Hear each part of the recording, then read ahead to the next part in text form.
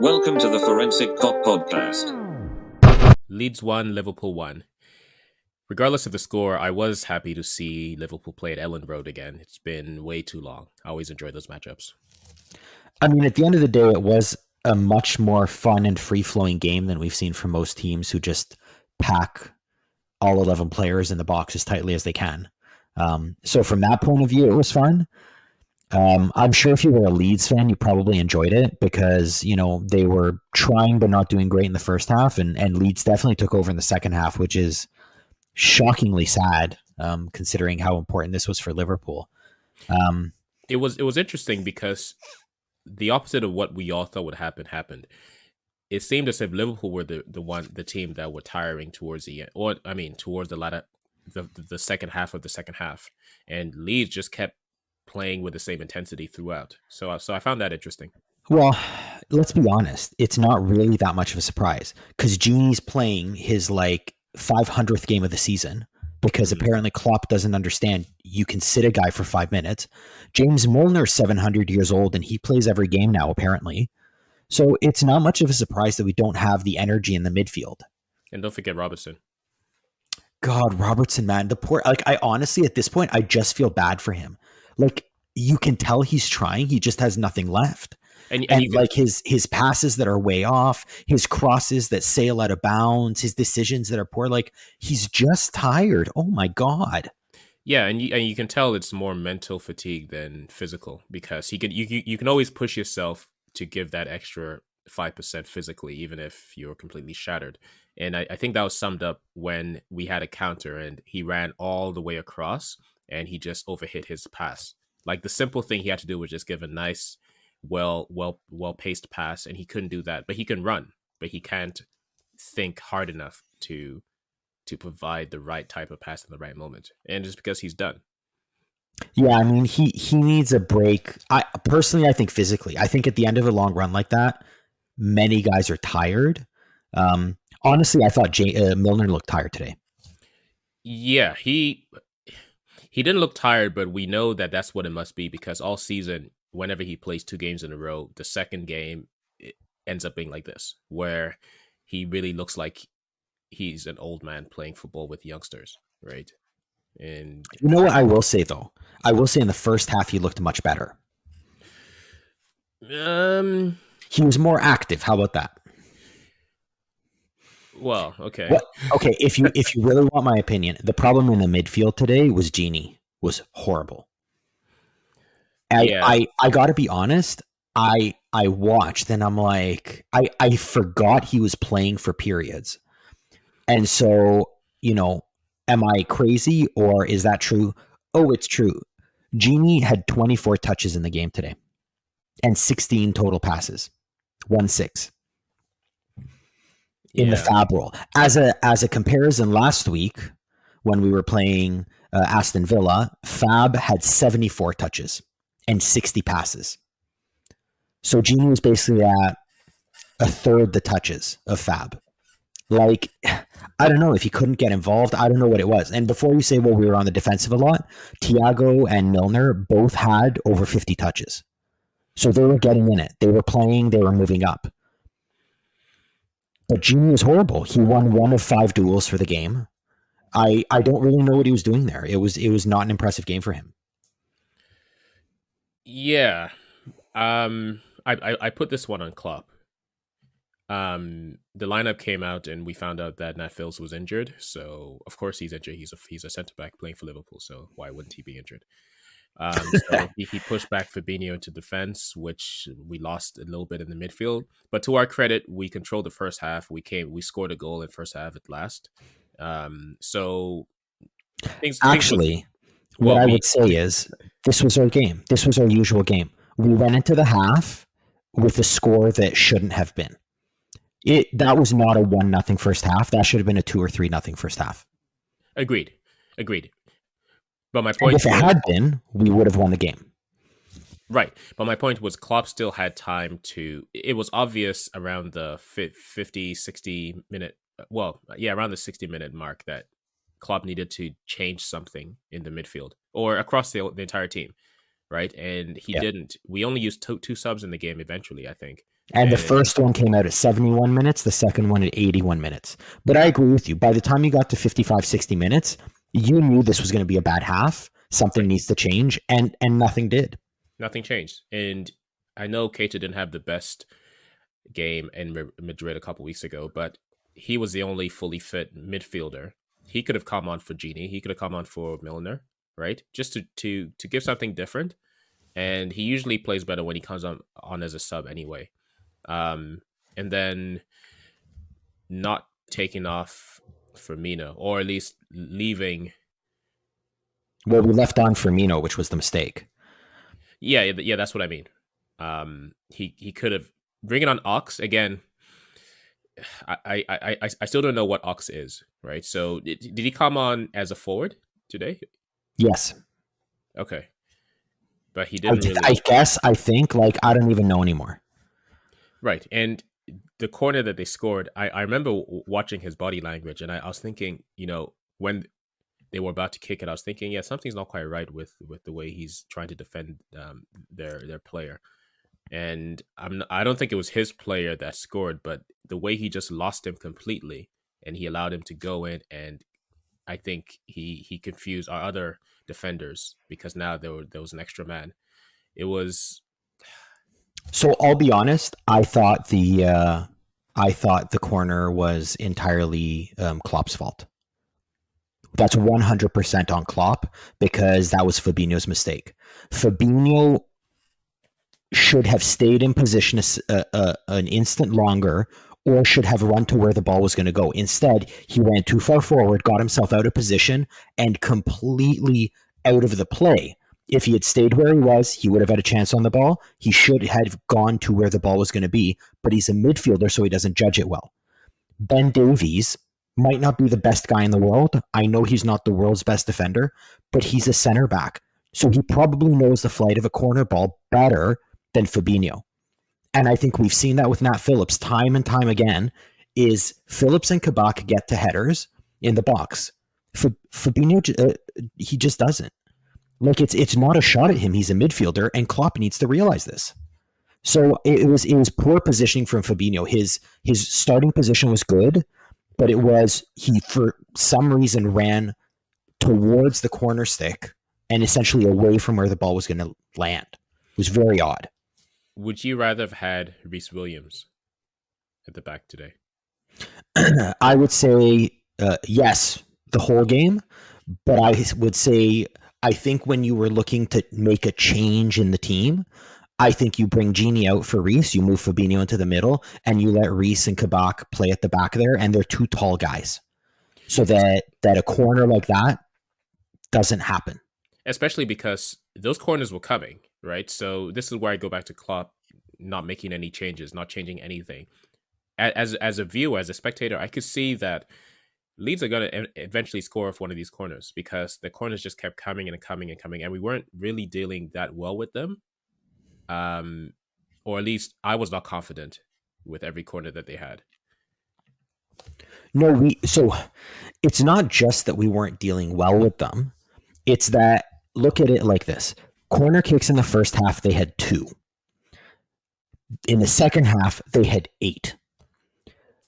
At some point, when you have 8 corners and a half, you're going to score. Right. Like, as a coach, as a manager, you need to look at that and be like, okay, I don't have a tall defender to deal with this, and I'm trying to hold a 1-goal lead. So I don't even know what to say anymore. Like, we have a short team in general. At least put a taller guy at the back for the last 20 minutes or the last 10 minutes when you're trying to defend a lead. So I haven't watched Leeds, or I haven't studied them much this season. I didn't realize that they play. Excuse me. That they play with so much. That they play so many crosses into the center. Was that the normal game, or did they realize that we're missing Nat Phillips? Well, they're much more of an attacking team, right? So they do generally try more things. But the thing is, we also open ourselves up to those plays because we are always trying to press. We open up space. So I think anyone playing us, the cross is a smart move because we press so hard that positionally we're generally not like man to man, if that makes sense. So once again, Klopp was outmanaged because if Nat Phillips was in the team, that would be no problem. But given that he's not, we've lost our only good header on the ball. Well, Kabak is also quite decent, but not as good as Nat Phillips. Again, maybe we should have changed our tactics as opposed to invite those crosses all over and over and over again. So they had 17 crosses, 17 crosses to our 9. So think about it, 17 crosses, 10 corner kicks. Like, it's a lot of... You're down to the last, again, keep in mind, they scored in the 87th minute, and you had a sub sitting on the bench. You had a tall guy who's skinny and can jump sitting on the bench. And I don't know. The annoying thing is that's usually Klopp's play, right? Is when we're in the lead, he brings on a tall defender in the last 5 minutes or so. Yeah, fine. Play with 5 across the back. What's the big deal? Right. It's not like we were scoring. I think. It's not like we were scoring because who we have up front. I mean, again, it's more of the same. Salah comes on, he has that run down, and he puts the ball wide. I think if it's another forward who's actually good, they score that, and then we've got a 2-0 lead and we win the game. But I just honestly, when they brought him on, I don't even know why. Like, I'm not sure what he has. He won't score. I think it was okay bringing him on, but they should have kept Mane on as well. So Mane was having a great game. I'm actually surprised that they took him off. Right. I thought he was doing great in terms of like his actual playing. He was fantastic. He had a great rating if you look at those things. But more importantly for me, he lost possession 6 times, which for a forward is not very much. So he was doing quite well. And I really liked it. I mean, he won 6 of 10 ground duels. He was doing his job even as a forward.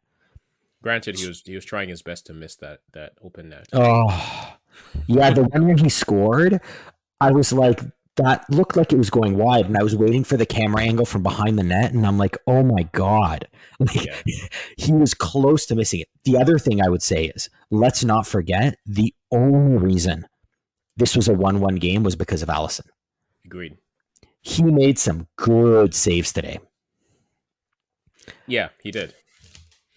And the one that he made with his foot on the ball that was going across, I texted you right away. That was a lesson from last game where he let one in trying to stop it with his hand instead of kicking out his foot. Right, that's right. Yeah, I think he drilled it. He normally doesn't use his feet as much. Yeah, so I think he's realized he needs to start a bit, and hopefully this encourages him. But again, I mean, in watching the second half, watching how it was playing out, momentum was building. It was only a matter of time before Leeds scored. And with the crosses and the corners, I don't know what's going on in Klopp's head to think I don't need to add another tall guy back there. I have nothing, I don't know. I guess I don't know is all I can say.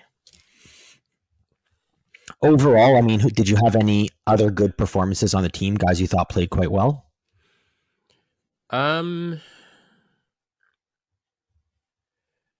Consistently, no. Jota had some good runs, but he was also a bit sloppy. Trent was okay. Jota was surprisingly sloppy, actually. I thought he lost the ball a lot, so I actually looked. He lost possession 23 times compared to Mane's 6. So he was very sloppy today, and honestly, he had that open header. Yes, that was unbelievable. And it's Klopp kind of alluded to that during the week where he was talking about the team and stuff, and basically that guys aren't finishing their chances, so how are you going to win? And honestly, Salah had a chance, Jota had a chance. There were chances to be had. When Milner takes a shot from outside the box with his off leg, okay, I don't expect it to go in. When Jota gets a free header from the 6-yard box, man, you got to make him pay. Yeah. So I don't know. I liked his play. I thought it was inventive. I thought he made good runs, but I agree with you. Trent was actually not horrible, and I didn't think he got beat too badly today. Like I didn't feel like he was getting, run by or He actually had nobody go around him. He had no dribble passed today. Yeah, there were one or two possessions where, or not possessions, but there were one or two plays where he was caught a little bit out of position. But I suspect that has more to do with Klopp's strategy of go up and attack. well, yes, that was one, but there was one where he allowed an attacker to thread the ball across him behind. So he wasn't aware of the player that he was supposed to be marking making the run, which we've seen before, right? He's not the most defensively aware. He's not, but what I will say, what I did notice is he had at least two, maybe three runs up, like where he essentially beat his man for the pass, for the long ball. And those were truly perfectly timed runs. Like they weren't even close to offside, but he had his man beat cold. Yeah. I would say that this performance was very similar to ones we've had last year. The only difference being we didn't put away our chances. Yeah, I would say so. But with Trent, what I would say is honestly, more and more his performances are like demanding to be put in the midfield.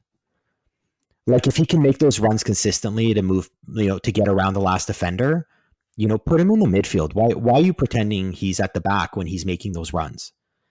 So I don't know. I feel like his shot, what was it last week where he scored?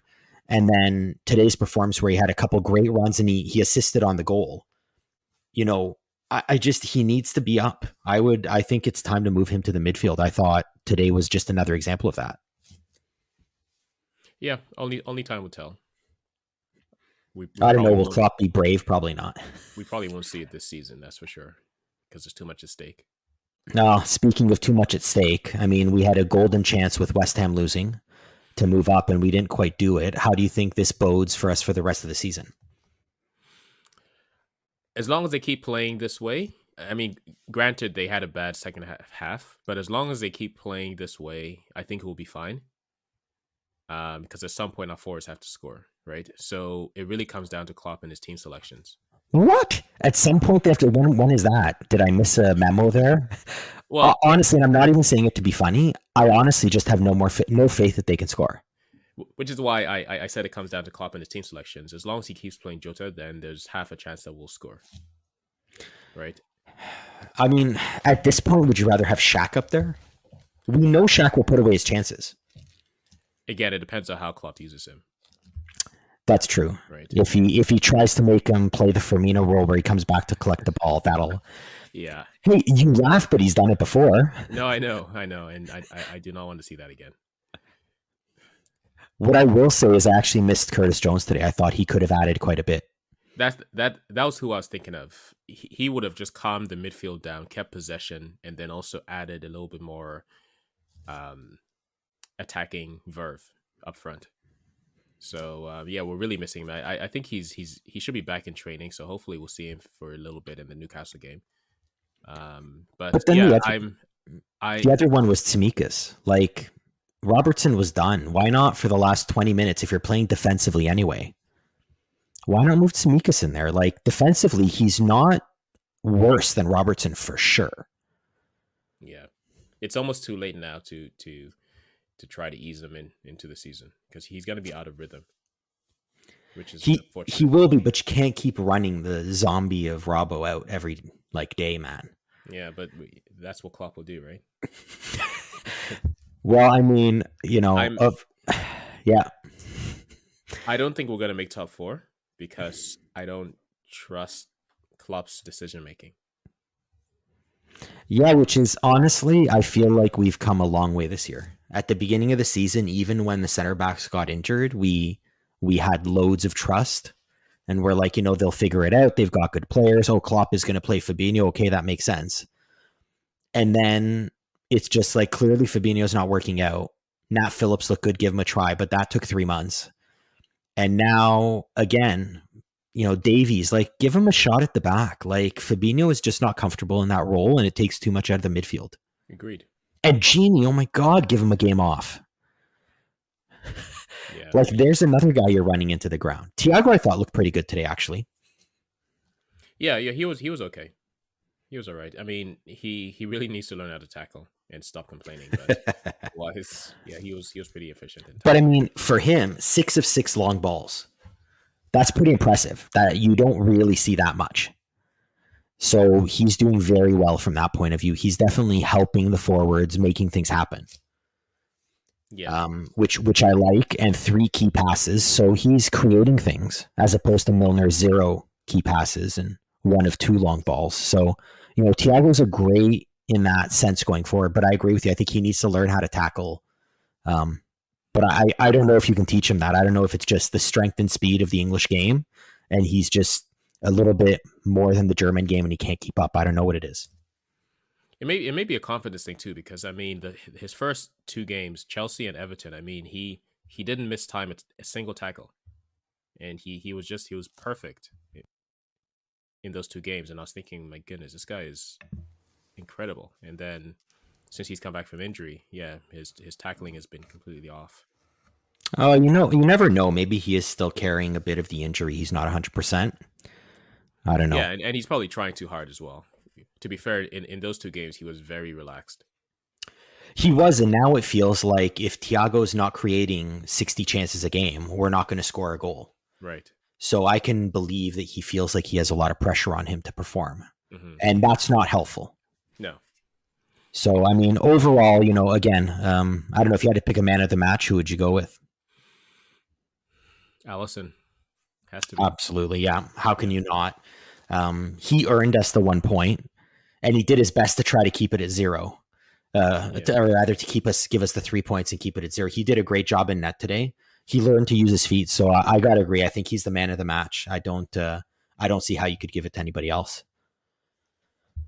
So, I mean, I guess going forward, we now have Newcastle in a week. We're out of Champions League and we're out of everything else. So it's just focus on the Premier League. And I agree with you. I think top 4 is looking very iffy.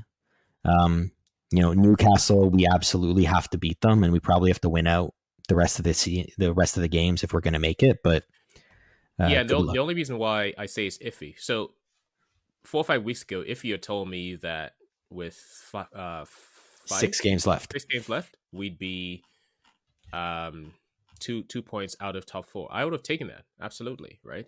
But again, it's the manner in which we drop points today tells me that Klopp hasn't learned how to make tactical changes when needed, and that's my concern.